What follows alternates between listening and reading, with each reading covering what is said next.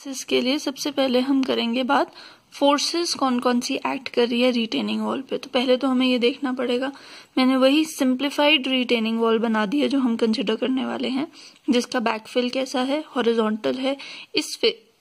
ये फेस है ये बिल्कुल वर्टिकल है, कोई इंक्लिनेशन नहीं है।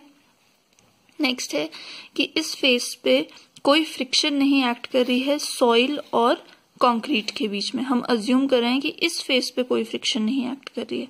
तो मेनली 3 फोर्सेस हम कंसिडरेशन में लेंगे। एक फोर्स होगी ये अर्थ प्रेशर P, एक होगी इस रिटेनिंग वॉल का अपना वेट, तो उसको हम क्या बोल रहे हैं W कंक्रीट। तो ये इसका रिटेनिंग वॉल का अपना वेट है। और नीचे है ये फ्रिक्शन फोर्स, इस बेस पे हम फ्रिक्शन अज्यूम कर रहे हैं, उसको नाम क्या दे दिया हमने FR। तो ये एक्ट कैसे कर रही हैं, ये H/3 पे एक्ट कर रही है, ये X बार पे एक्ट कर रहा है और हॉरिजॉन्टली X बार पे एक्ट कर रहा है और वर्टिकली Y बार पे एक्ट कर रहा है। और FR कहाँ एक्ट कर रही है, at the base of the retaining wall. तो अगर हम देखें सेल्फ वेट कैसे निकलेगा, सेल्फ वेट निकलेगा आपका जो भी गामा ऑफ कॉन्क्रीट, जो भी यूनिट वेट ऑफ कॉन्क्रीट आपके पास है, into area of this trapezium ABCD। Area of the trapezium मैंने फॉर्मूले आपको दे दिए हैं, आप खुद निकाल सकते हो। इसको और सिंप्लीफाई करने के लिए आप क्या कर सकते हो कि इस ट्रेपीजियम को एक रेक्टेंगल में और एक ट्रायंगल में डिवाइड कर लो, दोनों का एरिया निकाल दो, दोनों के एरिया को ऐड कर दो और आपके पास क्या आ जाएगा, एरिया ऑफ ट्रेपीजियम आ जाएगा। ठीक है। दूसरा आपको क्या निकालना होगा, इसका X बार और Y बार। आप ऐसे फिर से वही मैंने रेक्टेंगल और ट्रायंगल में डिवाइड कर दिया है। हम निकालते हैं इस पॉइंट के अबाउट, इस पॉइंट को बोला जाता है टो। तो टो के अबाउट मुझे सारी कैलकुलेशंस चाहिए डिस्टेंस की, जो सेंट्रॉइड्स हैं। तो हम क्या करेंगे, पहले टो के अबाउट इस ट्रायंगल के लिए निकाल लेंगे X2 बार कितना आ रहा है, और फिर उस टो के अबाउट ही ये सेंट्रॉइड का डिस्टेंस निकाल लेंगे टो से, तो वो क्या हो जाएगा आपका X1 बार। वैसे ही Y2 बार और Y1 बार भी निकाल लेंगे। Y1 बार और Y2 बार हम जनरली यूज नहीं करते, हमें X1 और X2 बार ही मेनली चाहिए होता है। ठीक है। अब उसके हिसाब से आप पूरे सेक्शन का, पूरे ट्रेपीजियम का निकाल सकते हो। X बार क्या हो जाएगा, A1 X1 bar plus A2 X2 bar upon A1 plus A2। वैसे ही Y बार भी निकाला जा सकता है। ये बेसिक मैथमेटिक्स है, आपने करा हुआ है। नेक्स्ट आ जाओ, नेक्स्ट फोर्स एक्ट कर रही है अर्थ प्रेशर। W हमने डिस्कस कर लिया। यूनिट वेट ऑफ कंक्रीट अगर नहीं गिवन है तो हम कितना ले लेते हैं, 25 किलो न्यूटन पर मीटर क्यूब। वैसे आप 23 भी ले सकते हैं, 24 भी ले सकते हैं, डिपेंड कर रहा है PCC की बात हो रही है कि RCC की बात हो रही है। 25 जनरली हम RCC में लेते हैं, पर आप सिंप्लीफाई, जस्ट कैलकुलेशन सिंप्लीफाई करने के लिए मैंने टर्म 25 ले लिया। ठीक है। आप 23 और 24 से भी कैलकुलेशंस कर सकते हो। नेक्स्ट है अर्थ प्रेशर।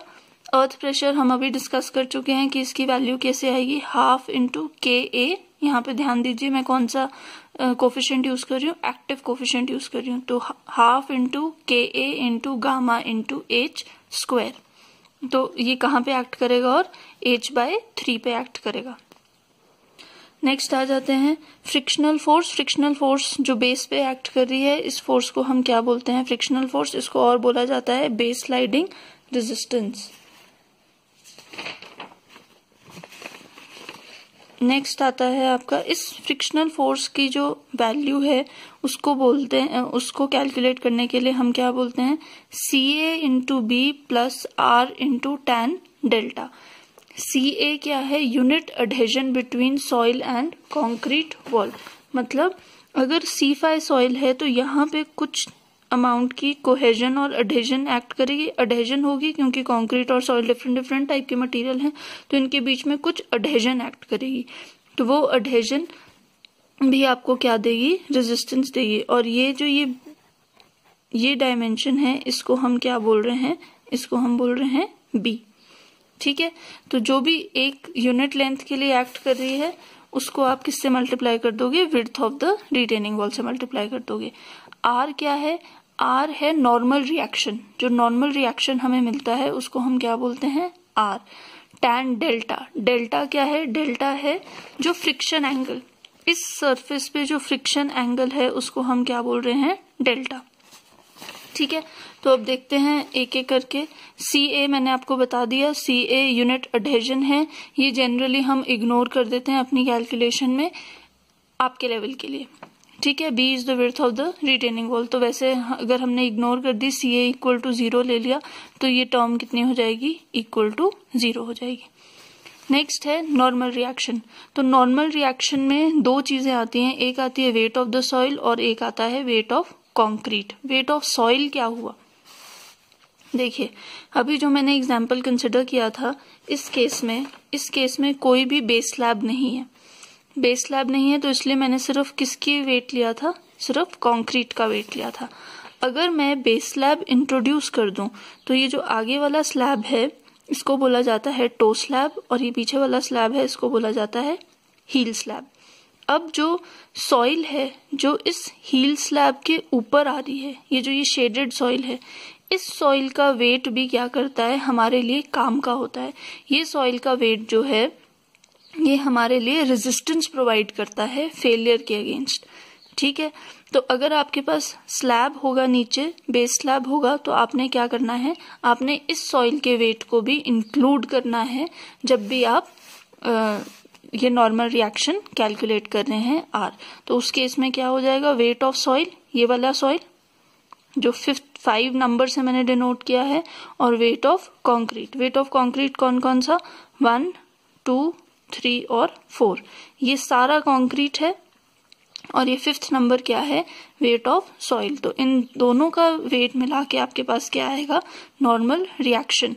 ये आप बेसिक ज्योमेट्री से इनकी वेट्स कैलकुलेट कर सकते हो। आपको सिर्फ एरिया मल्टीप्लाई करना है विद द यूनिट वेट। अगर कंक्रीट का पार्ट ले रहे हैं तो unit weight of concrete use करेंगे, अगर सॉइल का पार्ट ले रहे हैं तो unit weight of soil use करेंगे। Am I clear? ठीक है, अब एंगल डेल्टा क्या हो गया? Angle of wall friction. अब अगर हम यहाँ देखें इस फिगर के लिए, तो वेट ऑफ कंक्रीट मैं आपको फिर से बता रही हूँ, वेट ऑफ कंक्रीट क्या हो जाएगा? इसको मैंने 4 हिस्सों में डिवाइड कर दिया रिटेनिंग वॉल को, तो 1 W1 plus W2 plus W3 plus W4। और इसके लिए अब मुझे फिर से क्या करना पड़ेगा? मुझे सेंट्रॉइड ढूंढना पड़ेगा। सेंट्रॉइड ढूंढने के लिए मैंने इसको 3 हिस्सों में डिवाइड कर दिया, एक ये रेक्टेंगल, एक ये रेक्टेंगल और एक ये ट्रायंगल। तो A1 x1 bar plus A2 x2 bar plus A3 x3 bar upon A1 plus A2 plus A3, इससे आप क्या निकाल सकते हो? x बार निकाल सकते हो। ठीक है, अब यहाँ पे ये हमने स्पेशली लिखा है कि वेट ऑफ सॉइल क्या है? हील स्लैब के ऊपर, सिर्फ हील स्लैब के ऊपर का सॉइल, टो स्लैब के ऊपर की सॉइल नहीं लेंगे। ये वाली सॉइल जो है हम इसको कंसिडरेशन में नहीं लेंगे, तो सिर्फ हील स्लैब के ऊपर की सॉइल जो है वो हमारे वेट ऑफ सॉइल में ऐड होगी। नेक्स्ट है, अगर आप देखेंगे तो हम हील स्लैब की जो लेंथ है उसको लंबी रखते हैं as compare to toe slab. इसी वजह से रखते हैं क्योंकि जितनी लंबी हील स्लैब की लेंथ उतना ही ज्यादा ऊपर सॉइल का एरिया इंक्रीज करेगा। तो वेट हमारे लिए इंक्रीज हो गया, हमारी रेजिस्टेंस बढ़ जाएगी। ठीक है, अब नेक्स्ट चीज है डेल्टा। डेल्टा या तो आपको क्वेश्चन में वो देगा, अगर क्वेश्चन में डेल्टा नहीं दे रहा है तो आपने क्या ले लेना है? उसको 2/3 ऑफ 5, उसकी वैल्यू को कितना अज्यूम कर लेंगे? 2/3 ऑफ 5। तो अगर हम इस टाइप के स्ट्रक्चर को यूज कर रहे हैं तो उस केस में वेट ऑफ सॉइल की कोई कंसिडरेशन नहीं है क्योंकि कोई हील स्लैब नहीं है। तो ये आपने ध्यान रखना है, ये वेट ऑफ सॉइल तभी आता है जब आपके पास क्या हो? पिक्चर में हील स्लैब हो। लास्ट है कि अगर आपके पास अडहेजन नहीं दे रखी है तो आपकी सिंपल फ्रिक्शन की वैल्यू कितनी हो जाएगी? R into tan delta.